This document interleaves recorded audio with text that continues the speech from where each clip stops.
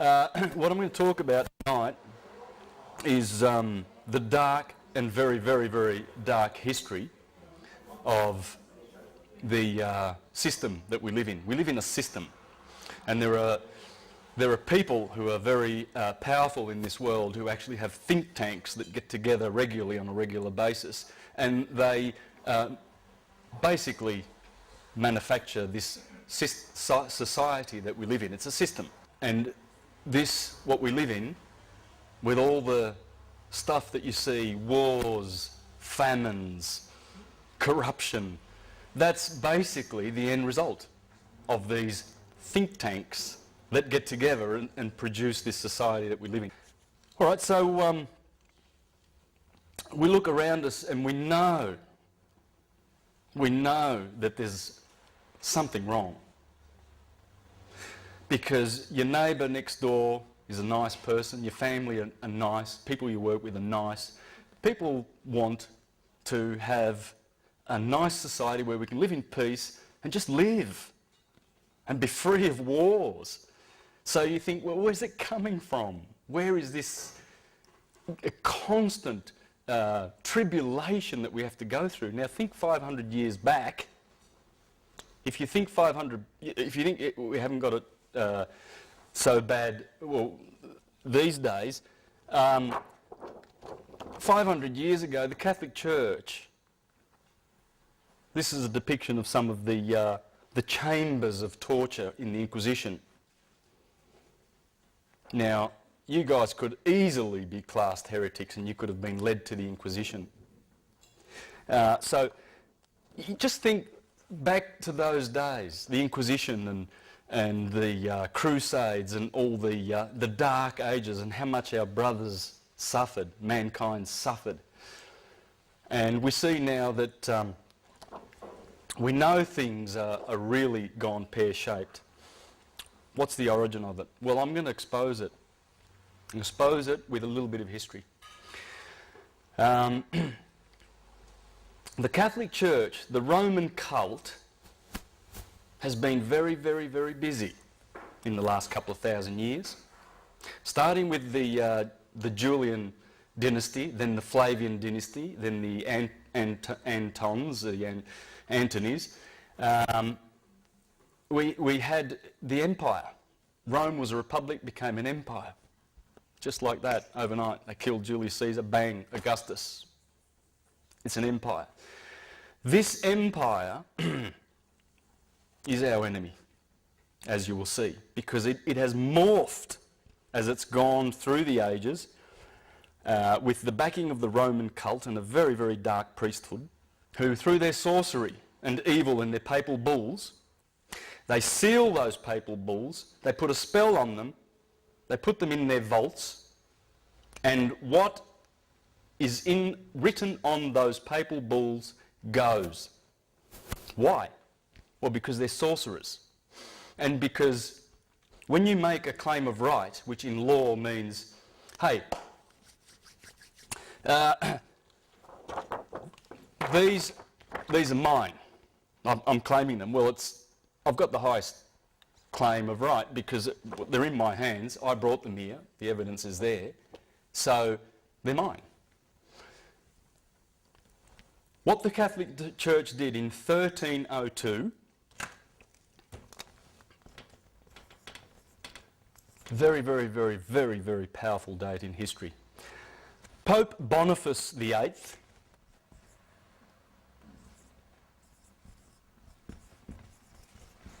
very similar to my name, by the way. My name is Bonacci, and that is, bon means good. Now get this, right? Face means to do in Latin. Do-gooder. This guy was a contemporary of Dante Alighieri. Dante Alighieri, who wrote Paradise, someone help me, the Divine Comedy. He condemned this guy to the bottommost parts of hell for how wicked Pope Boniface is, and you're going to see. This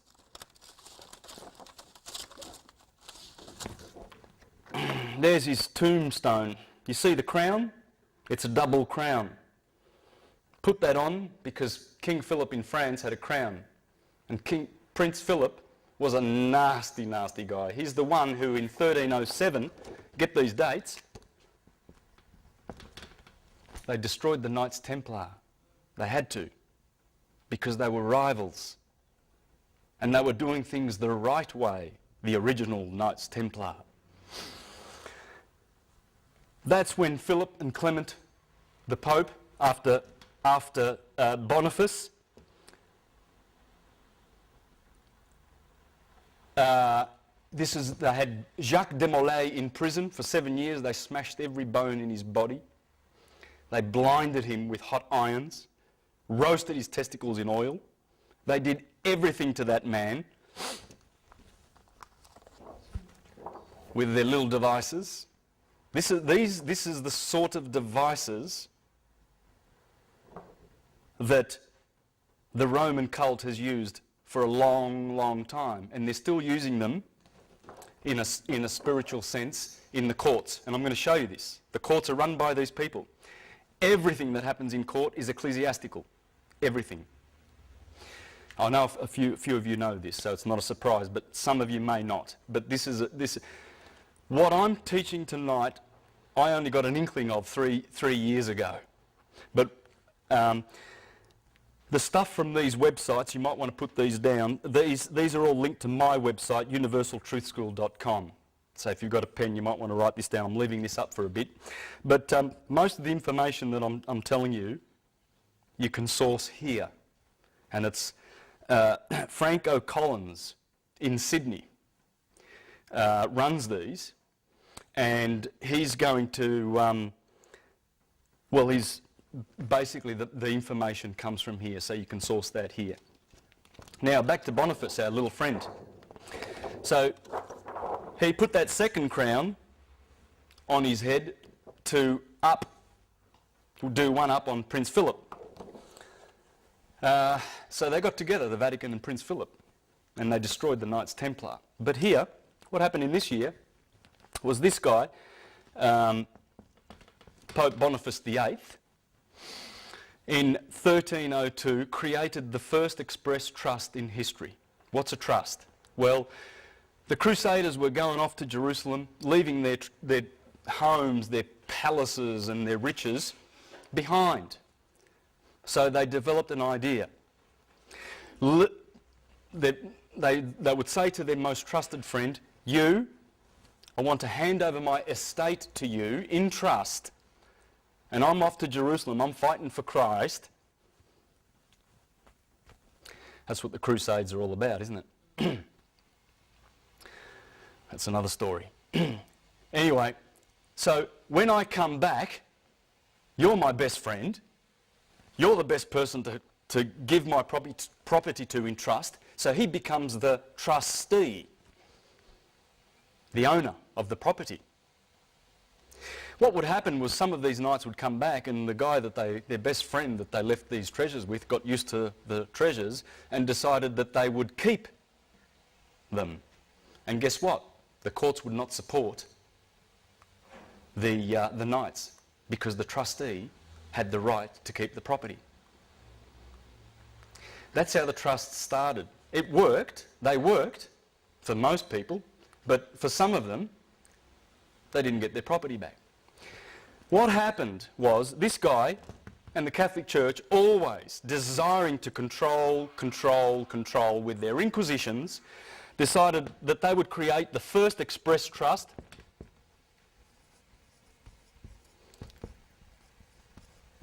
in history. All right, that trust is called Unum Sanctum.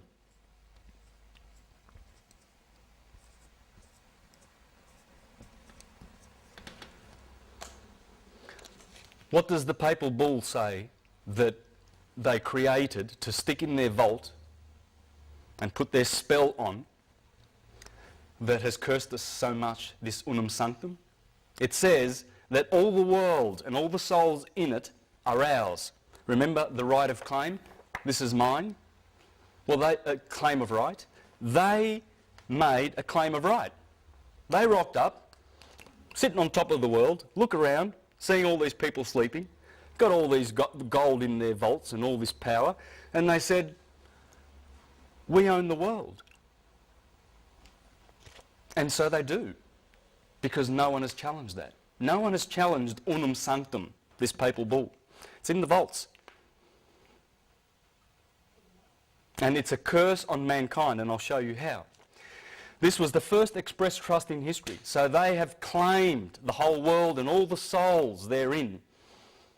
And you will see, by virtue of your birth certificate, that that is the title of your soul that they own in their registries. They have registered you. And that is the title to your soul. So what you're going to learn in the second half of this presentation with Serena is how to collapse those trusts, because it's the only way to get out of the system and claim your dominion as children of God, of the universe, and not as their slaves, as people lost at sea, incompetent, because that's how they consider you when you walk into court, an incompetent, dead, with no soul, because they own it. And those black judges who are priests of Baal, they are ecclesiastical.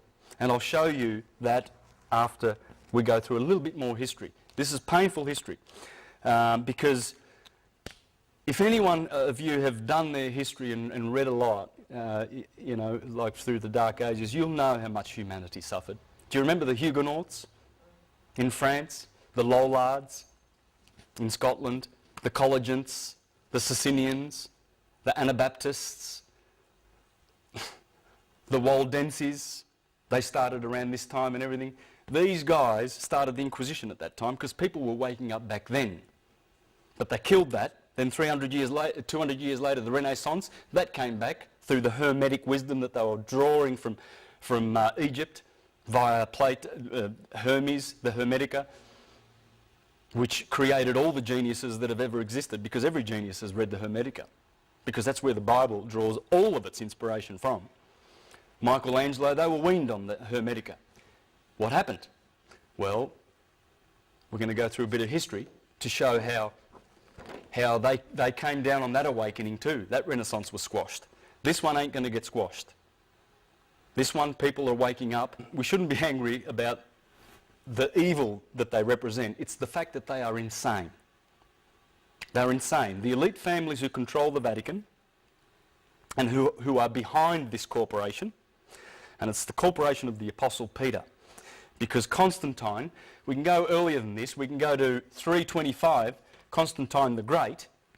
Supposedly, hundreds of years later, they found Constantine's donation. And that donation was written to his Pope Sylvester, to his... Constantine was, of course, the emperor. The Pope was Sylvester. And apparently Constantine says to Sylvester in this document, St. Peter is the apostle of Jesus, that Jesus gave the kingdom of this earth to, therefore we're going to claim taxes based on that, on the donation of Constantine. We're paying taxes because of that fictional document, guys. All taxes to Rome. And the elite families, the insane Khazarian and Venetian black nobility families, just like the Saxe-Coburg-Gothas, that the Windsor family, false name. These are the black nobility family. Bankers, bullion brokers.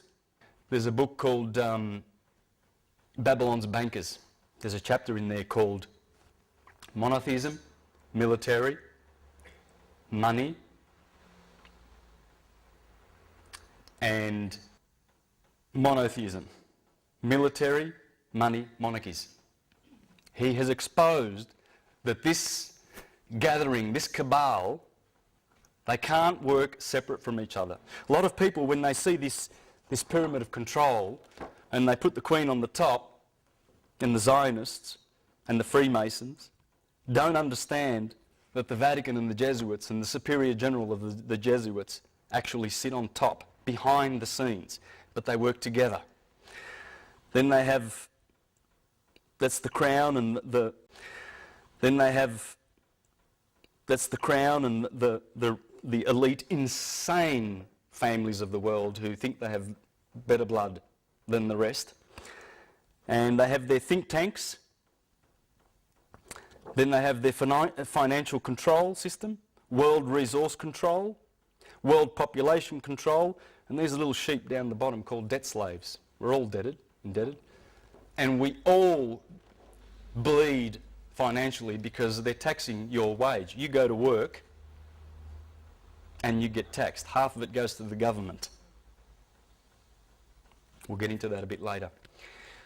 Okay, in 1455 we have a testamentary trust created. The first testamentary trust in history. That was Nicholas V, Pope Nicholas V, 1455. This was, bear in mind at the time, it's only like 20 or 30 years before Christopher Columbus sailed off to discover the Americas, right? This trust, this testamentary trust, which conveyed all of this property that the Vatican claimed, the whole world, they conveyed it into this trust. It's the trust that claims all your real estate. You know those titles you have? You don't own it. You own nothing. You do not own a thing. Well, you can't anyway. They're molecules. They belong to the universe, for a start. But the Vatican knows this. They know you can't own things. You can have right of use. That's all that that title means. You will never own it. Never in this system. In this system, I mean, which is about to end. This one is called Romanus Pontifex.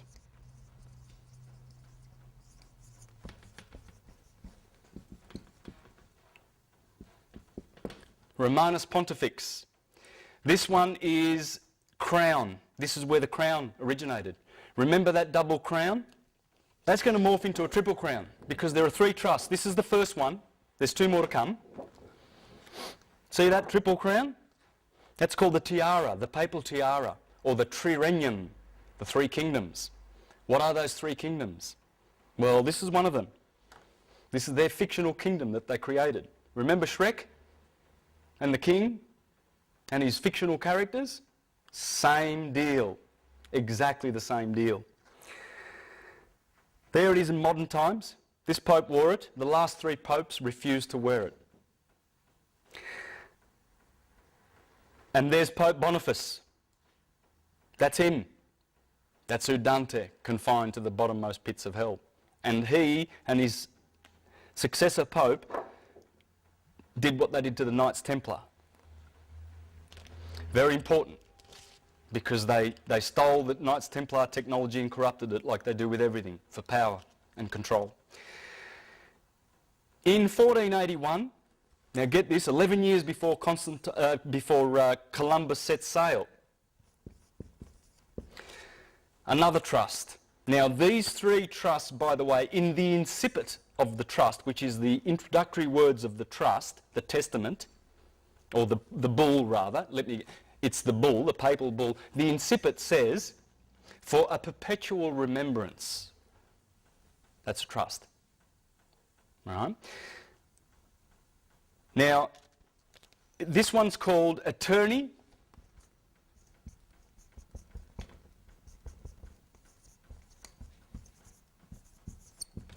Attorney A-E, that's an A, excuse my writing.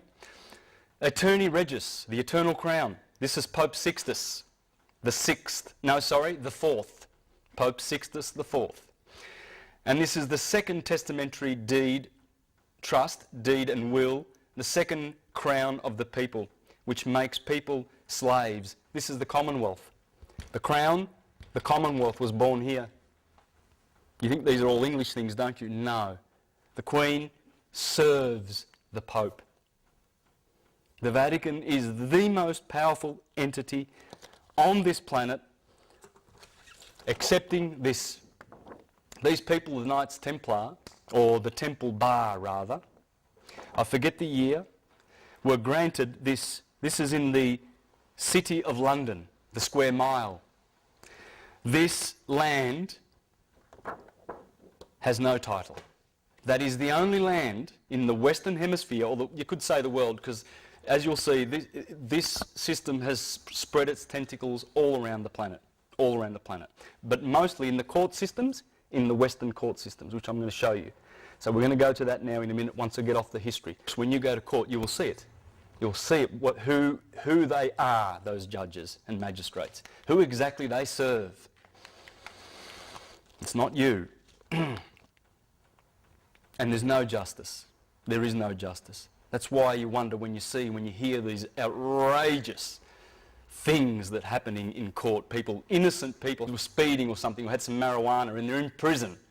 My God, there's some suffering in our prisons. In 1531, convocation.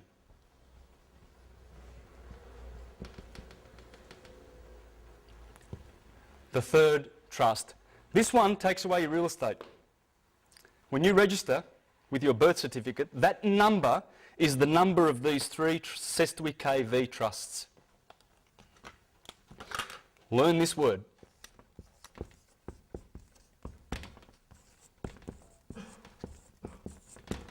That's the name of your enslavement. That, in Latin, is six. Six. Six. Six. There are three of them. That's six in Latin. That's six. There are three Sestui KVs. Sestui KV or Setui KV. A lot of people say Setui. That's the Triple Crown.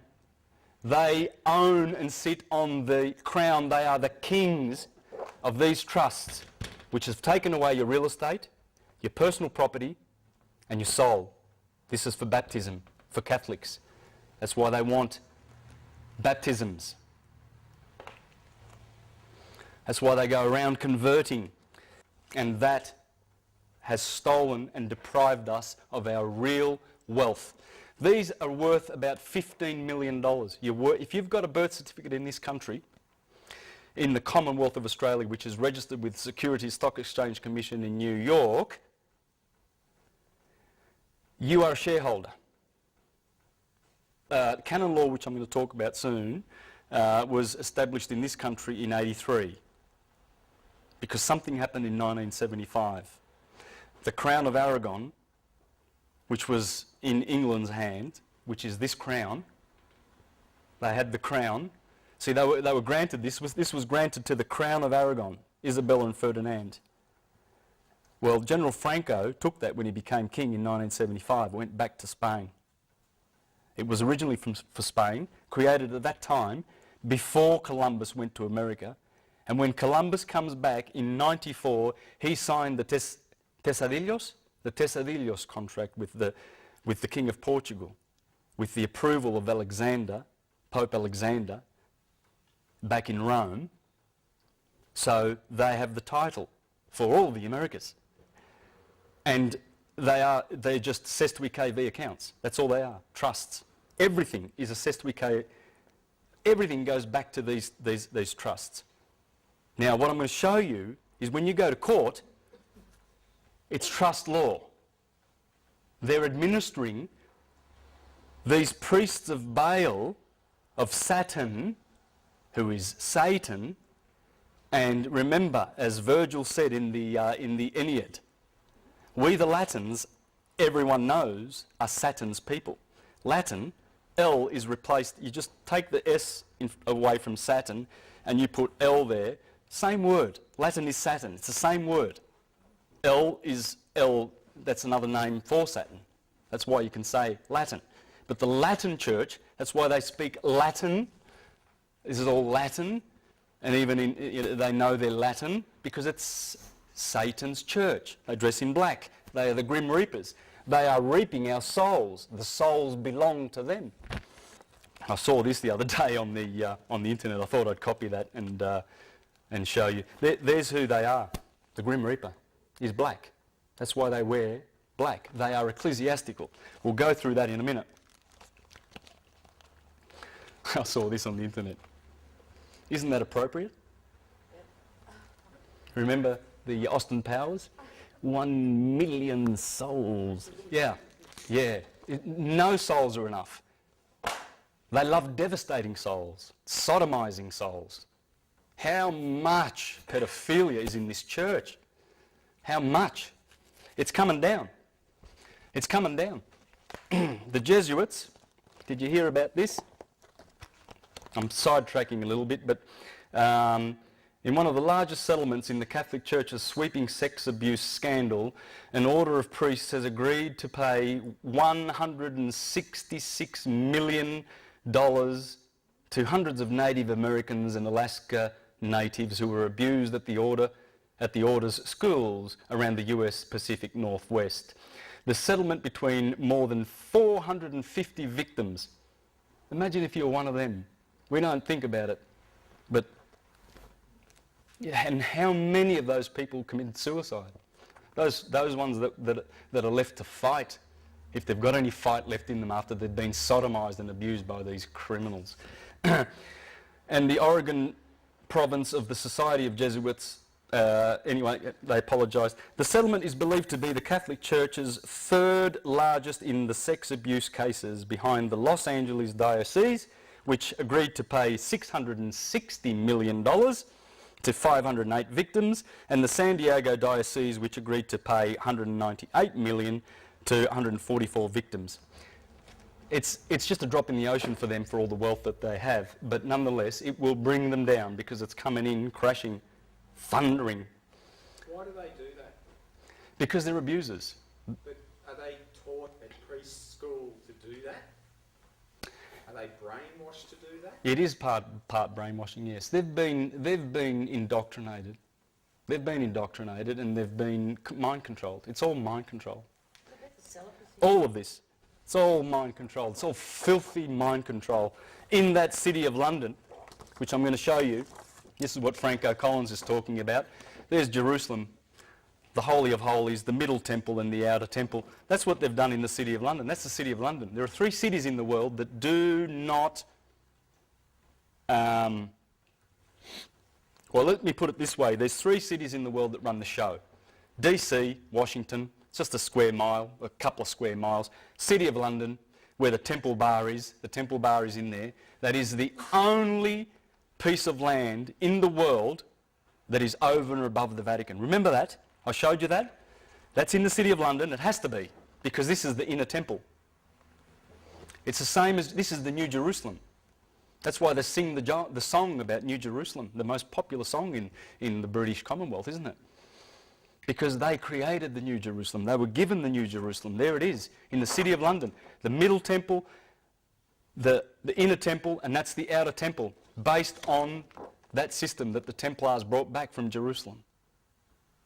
It's a system of slavery, because the ones who are in the Outer Temple, they are the Gentiles, or the Goyim, or the scum of the earth. They're the ones that get taught exoteric religion.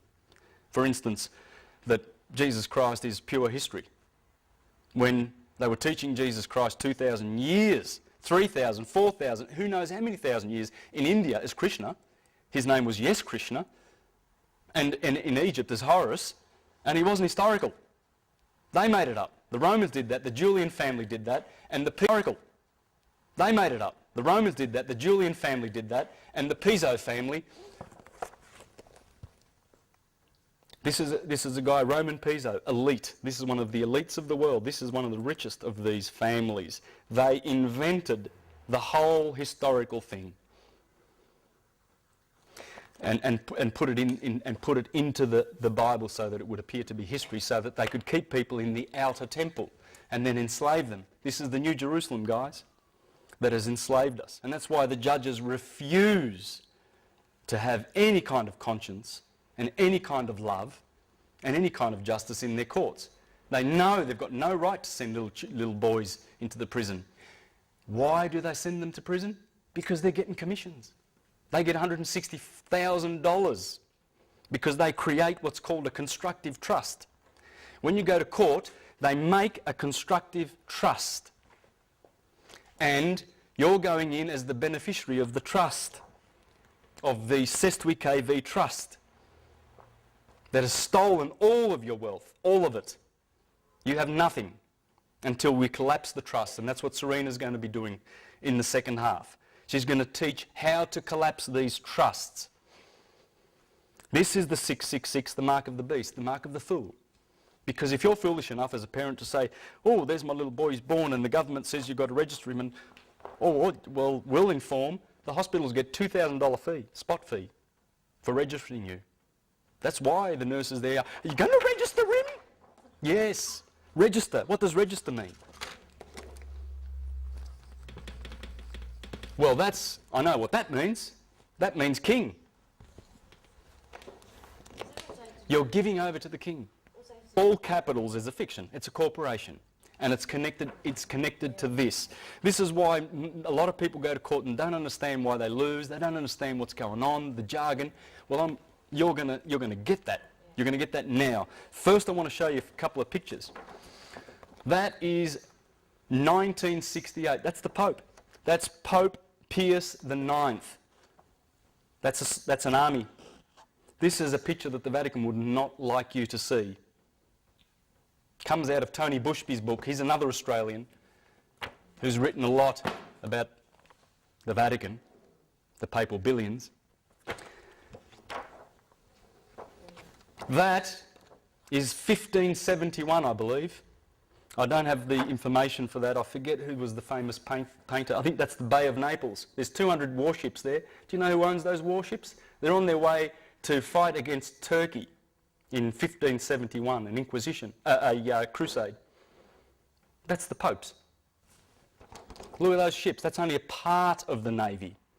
That has morphed into the US Navy, the Pentagon. They're still doing it. The Inquisition's on, man. It's George Bush and his buddies. They're going for the Pope. That's a sheriff. That's a New South Wales sheriff. That cross is their ecclesiastical duties. They are officers of the Inquisition. This is an officer of the Inquisition, people. He's telling you.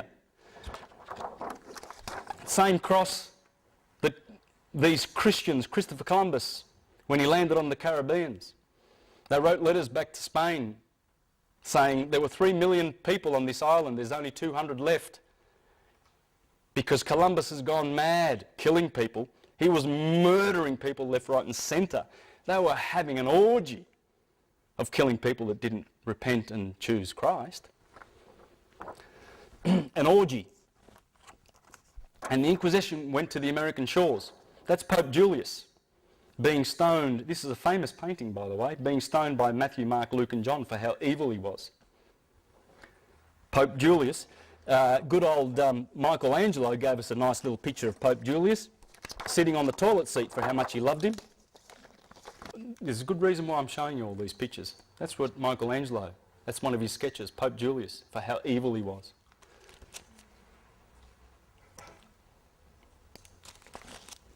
That is a flyer that was going around in 1501 for the same Pope, saying that he was from the devil and from Satan. Because why? Because they are. Look at them now. See those SS officers and the Vatican? Look at them blessing the killers, training them in mind control. Go, the Sestui KV accounts need to be charged up, we need money. Look at how eager this Orthodox bastard is. He's so eager to bless them. Go.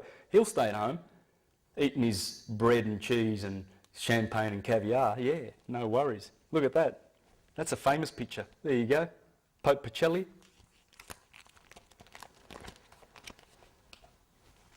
There's a reason why I want to show you that. I want to share that with you guys. Now, let's get into this. What I'm going to do now is show you how the courts work. It's all ecclesiastical. Okay, and this is very sad, but we need to know this. It's cruel. It's absolutely cruel, the poor young boys that go in to court with a lawyer. The lawyer's working for the Sestui KV accounts. The prosecution is, the clerk is, and the judge is. And you bring a lawyer with you to prove that you're a ward of the state, that you're lost at sea. So you need a Sestui KV account, someone to manage all your wealth. They've stolen it. A court room. So let's make a little courtroom here. We've got the judge here, we've got the clerk over here, and you and the prosecution, okay? Every trust has a trustee, a executor, and a beneficiary.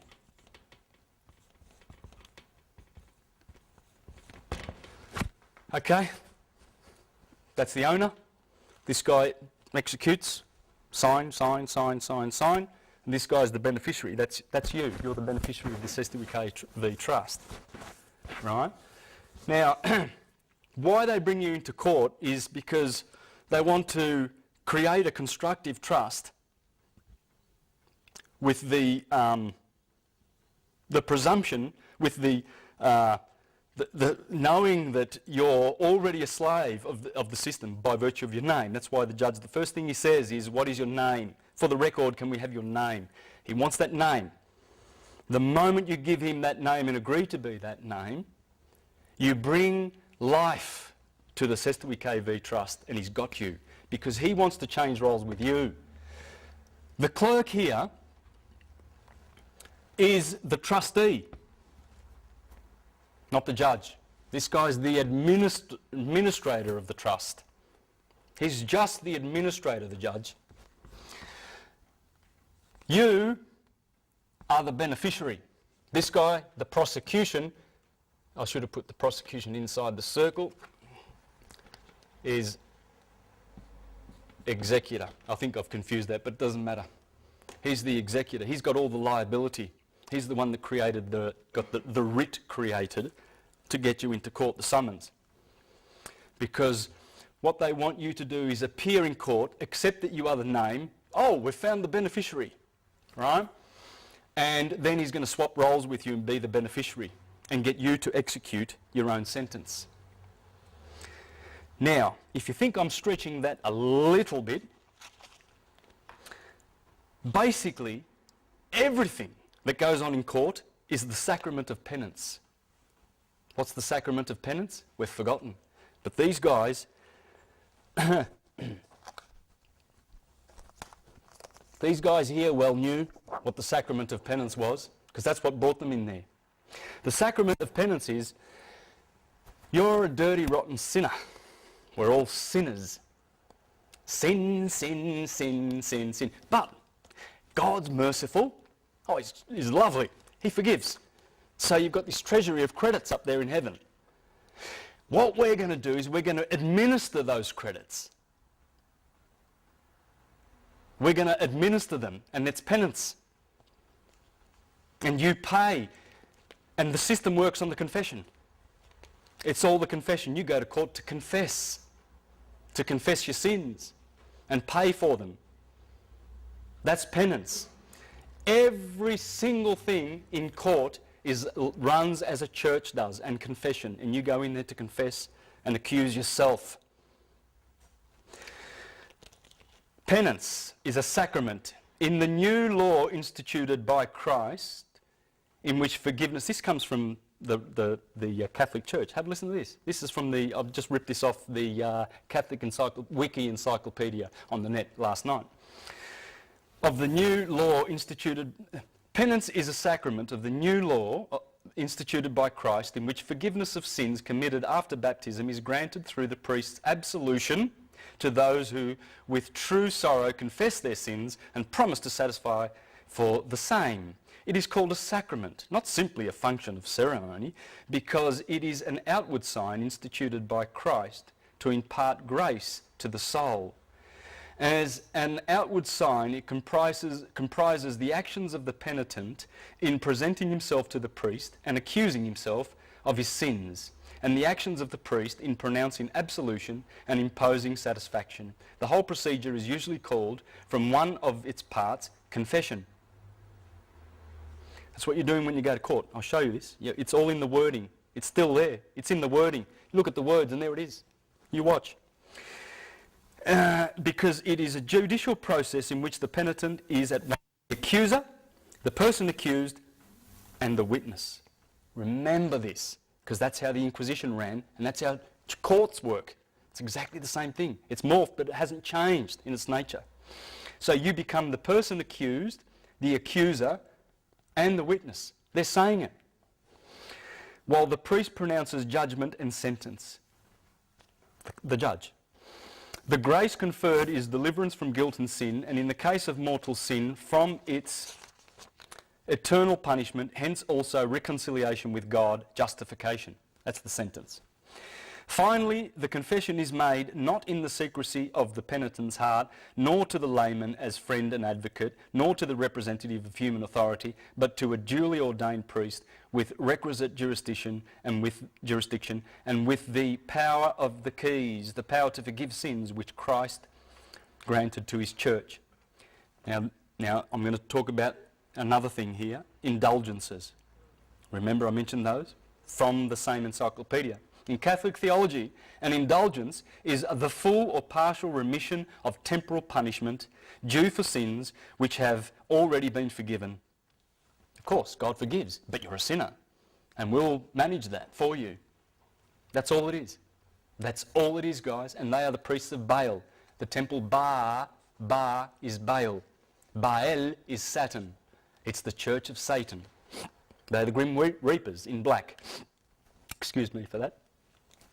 In Catholic theology, an indulgence is the full or partial remission of temporal punishment due for sins which have already been forgiven. The indulgence is granted by the Catholic Church after the sinner has confessed and received absolution. The belief is that indulgences draw on the treasury of merit accumulated by Christ's abundantly meritorious sacrifice on the cross and the virtues and penances of the saints. They are granted for specific good works and prayers. They've monetized sin. And this was developed by the Jesuits in the 1500s with the backing of the Venetians who created the Jesuits. The Jesuits rule the world. They do. A court is an oratory. That's where you confess. Just look at these words. Have a look at these words. A clerk. What's a clerk? What does it sound like? A cleric.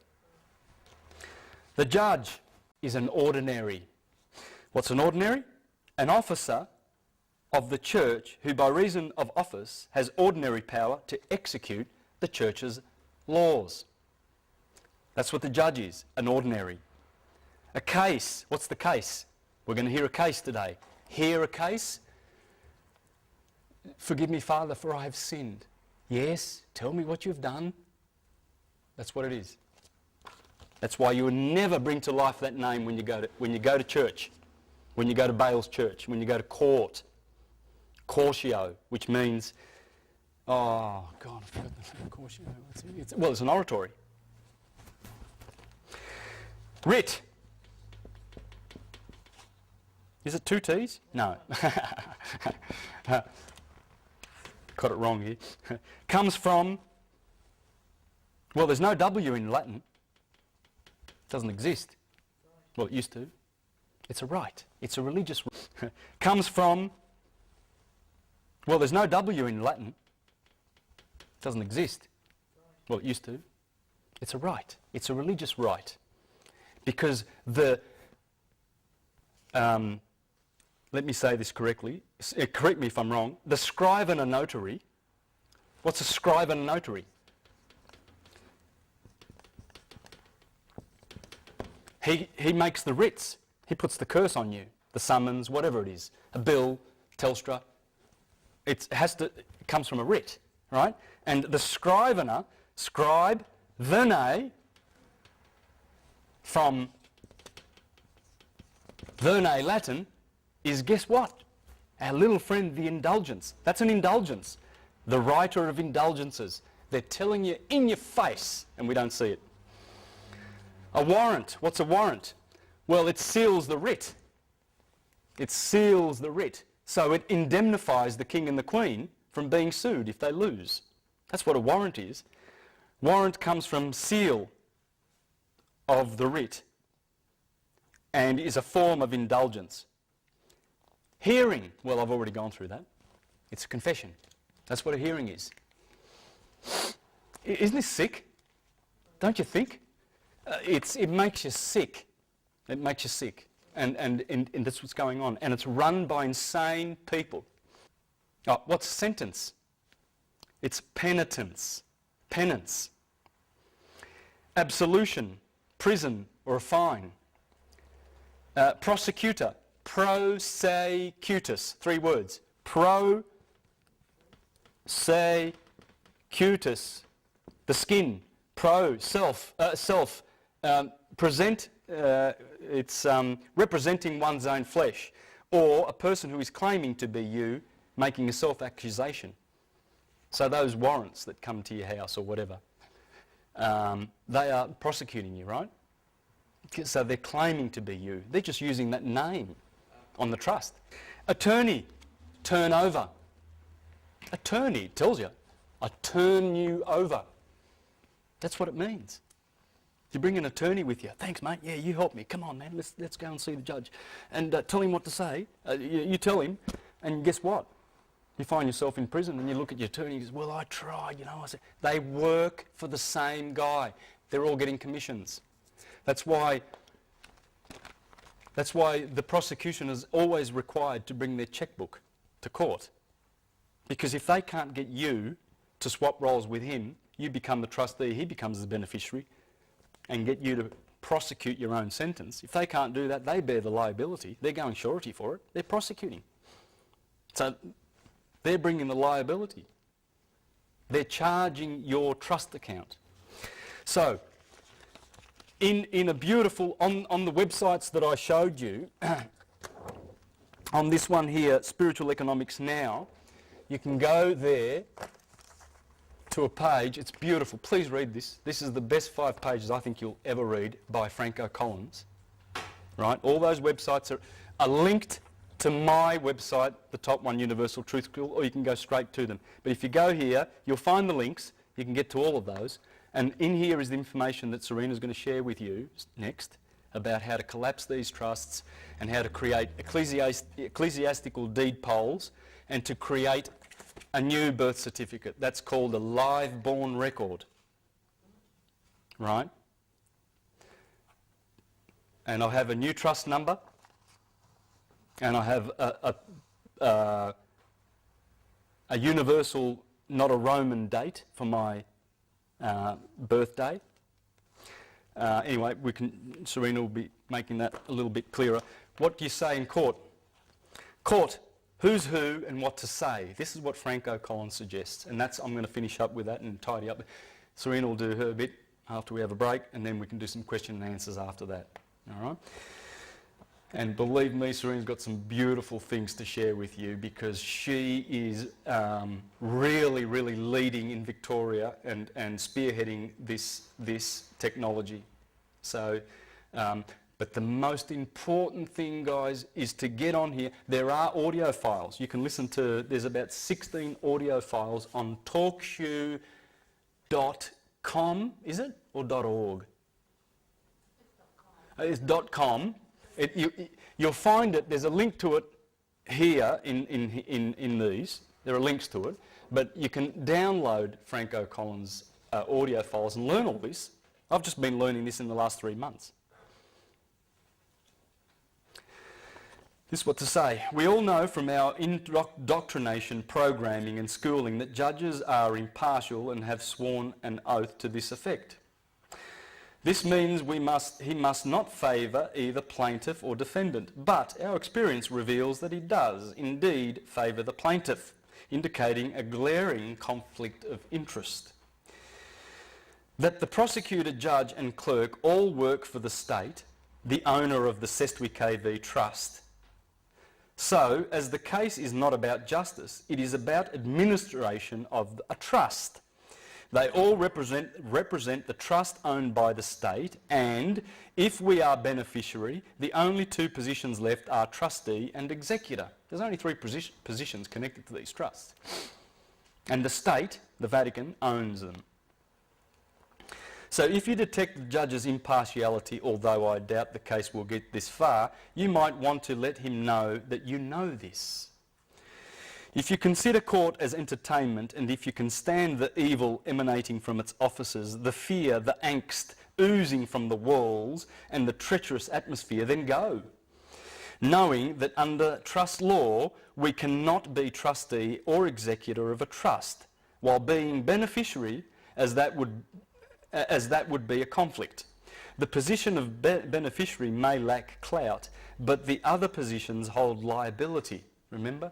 He brings the writ, he brings the case to court, the hearing, come and confess, you've been accused, talk to the judge, tell him what you talk to the priest of bail, he's dressed in black there all for you, monetising sin, pay, because what they do is they dip in to our Cestui KV accounts because they've got our numbers. There's 3 numbers: birth certificate number, tax file number, and social security number. They are the 3 major numbers. There are other numbers. They're the numbers that follow you around all your life for 75 years. That's why they demand that you retire before 75, because these birth certificates, they only run 75 years. Because it's all about banking. This is also about banking, guys. Libya is one of only 4 or 5 nations on earth that still own their dollar. Thank you very much. Say no more. The Rothschilds, they want their banks, they want these Cestui KVs going, 666, the mark of the beast. They want it all around the world, and they think they're going to bring in the New World Order. This is the New World Order. Because as it morphs, remember Constantine and the Julian evil? How did Julius Caesar get to power? He ran fire departments in Rome, and if you didn't pay, you found that your neighbourhood would get burnt to the ground. That's how he got into power. It's mafia. It's all mafia. It's all, look, there you go. Beautiful couple, aren't they? That is the king of pedophiles. That is the queen of pirates. They've been running the Hudson Bay Company and the East India Company, selling drugs to the Chinese. They're pirates. They ran the pirates. She's the queen of pirates. They hire mercenaries. They hire inquisitional soldiers. These guys are dupes. These guys think they're doing their job and they're doing something good. They've got the afterlife to deal with after they've been persecuting people. That's the private guilds that run this from the Temple Bar. They are above the Vatican. Only these people, because that land was granted to them in absolute. They are the only ones in history who have that land. Therefore, they can do this. And since 1815, since the Rothschilds bankrupted the Bank of England and took over those private guilds, we've been under that family, Khazarian family. That's what they are. I'd just like to ask a question. I wonder if they've been introduced to these people yet. I wonder if they know that they live on the same planet. And the guy who shot this film, by the way, he went home, he was from New York. He shot this and committed suicide. That's the story about it. That's a famous picture. Because he went there and he saw that and he saw this bird is going to eat that little kid. Now why are these people suffering and starving? Because this system has stolen the wealth of the whole world. And we have to wake up. A few more things about what to say in court. This will be a surprise if you have to go to court.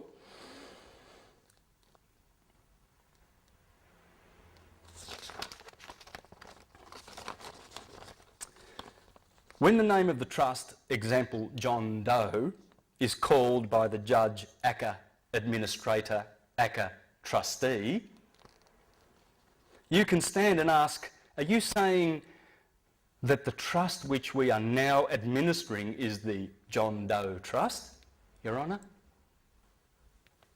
And you watch him turn white.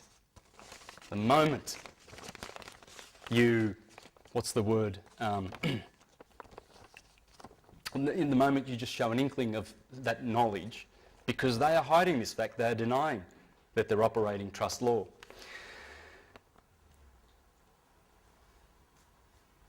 We can stand up, okay, this establishes that we know that the name is a trust, not a live man. What's the judge's first question? What is your name? State your name for the record. We must be very careful not to identify with the name of the trust, because doing so makes us the trustee. What does this tell you about the judge? If we know that the judge is the trustee, then we know that the judge is the name, but only for this particular constructive trust, which is the case. Prosecution, it's a hearing, it's in the Inquisition. Now, think about all the times that the judge have become so frustrated by our refusal to admit to being the name that they issue a warrant, and then as soon as the man leaves, he is arrested. How idiotic is that? They must feel foolish for saying John Doe is not in the court, so I'm issuing a warrant for his arrest, and then the man whom they just admitted is not there is arrested because he is there. That's how it works, this personal fiction. It's disgusting. Their desperation makes them insane. They must get us to admit to being the name or they pay. Remember, he's got to bring his checkbook along, man, because he has to pay if he fails to shift the liability over to us, and we prosecute and we sign. We execute our own sentence.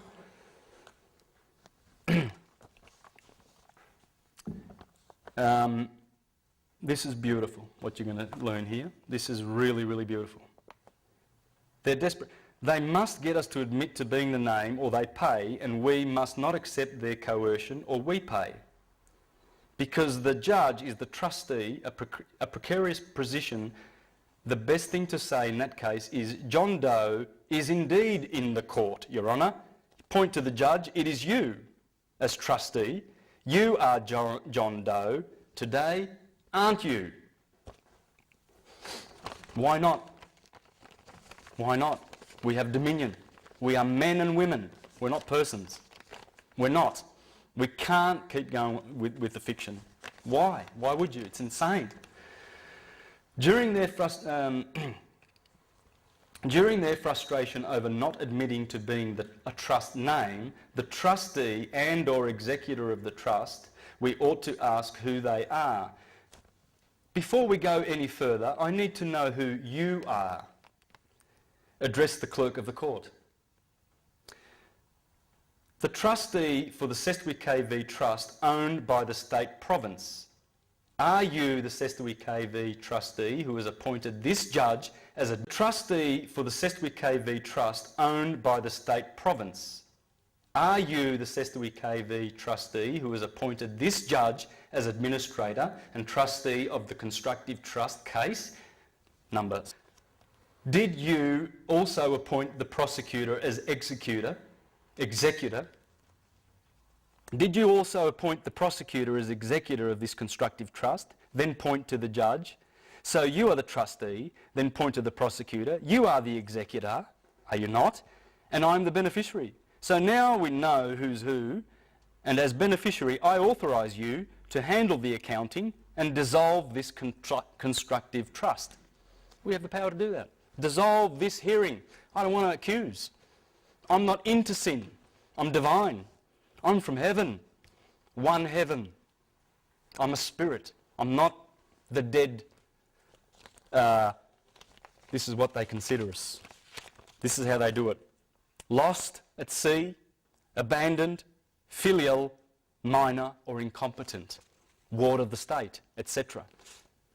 Because that's why they made the trusts. They made them for a ward of the state. There's someone who's incompetent, you know, like if someone's, say like a very severely mentally handicapped person and his parents die and his uncle steps in and says, "Oi, I'll look after him, everything's in trust," and because he loves him and he takes care of him. The word deed comes from the word deed. Yes. Yeah, I went through some words, didn't I? That was just a bunch of words, guys. It's all there. Look, you'll see it. It's the Inquisition. I'll just finish up this. I now claim my body, so I am collapsing the Sestui KV Trust, which you have charged, as there is no value in it. You have committed fraud against all laws. Likely, we will not get to hear that before the judge will order case dismissed. Or even more likely, the PE, as he clings tightly to his checkbook, will call, "We withdraw the charges." You watch it and see it happen, guys. Does it really work? You know, Yes. Oh, yes. There's hundreds and thousands of people doing this and doing it. There's a video clip on Remember this, loveforlife.com. Do you know that one? Go to it. Have a look at this guy, and in 5 minutes the judge has walked out the door. Why does the judge walk out and have a recess? Do you know why? I'll just finish off with this really quickly. 3 forms of law in the court. When you go to court and the magistrates, you get UCC. First up, commercial law. They can only fine you here. You can only get a fine. When the judge has a recess, he's not telling you what he's doing. He's changing the form of law. And you can go to prison in canon law. That's the Vatican. That's canon law. It's not common law. It's admiralty law. Admiralty law. This is the second form of law. This is the first one. The third is Talmudic.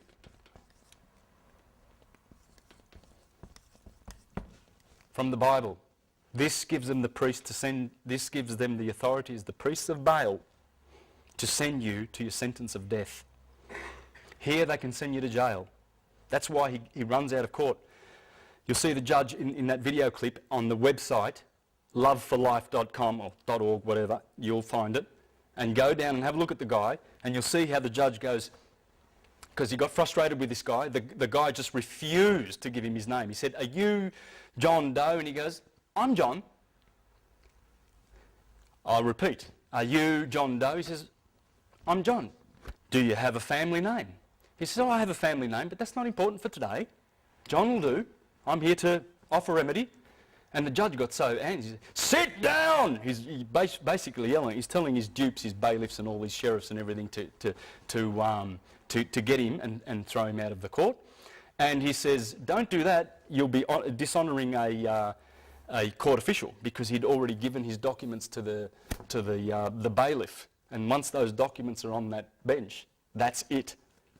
They can dishonour that. And it's very, very dangerous. Anyway, the judge got frustrated and he goes, "We're going to have a recess." And the guy says, "How long? I haven't got all day. How long are you going to be?" And anyway, the judge opens the door and walks out. Just as he walked out, he realised, he says, "The judge has jumped ship," because that's what this is, a ship. Remember, it's admiralty. It's the law of the high seas. He's in his ship. He's in his boat.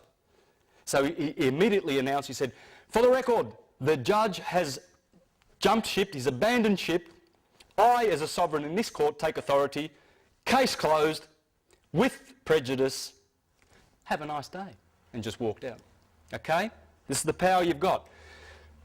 If they adjourn the case, that's fine. It stays in the same court. If the judge says we're going to have a recess, that's when you step in and you say, "Your Honour, I don't consent." Because it's an offer. They're administering the trust. You don't have to go to jail. You don't have to consent. The jail is just